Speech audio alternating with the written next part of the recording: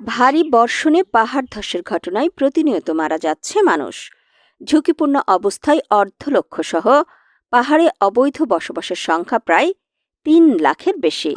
কক্সবাজার থেকে ওমর ফারুক হিরু জানান, মৃত্যু ঝুঁকি জেনেও আশ্রয়ের অভাবে পাহাড় ছাড়ছে না লোকজন। অবশিষ্ট পাহাড় রক্ষার্থে আইন প্রয়োগের সাথে সম্মিলিত প্রচেষ্টার কোনো বিকল্প নেই বলছেন বিশেষজ্ঞরা। গত বছরের ২১শে জুন কক্সবাজার শহরের বাদশাঘোনা এলাকার ৯ নম্বর ওয়ার্ডে ঘুমন্ত অবস্থায় পাহাড় ধসে মারা যান নব দম্পতি মসজিদের মুয়াজ্জিন আনোয়ার হোসেন ও তার স্ত্রী মাইমুনা আক্তার। ওই একই বছর রোহিঙ্গা ক্যাম্পসহ পাহাড় ধসে মৃত্যু হয়েছিল ২৭ জনের।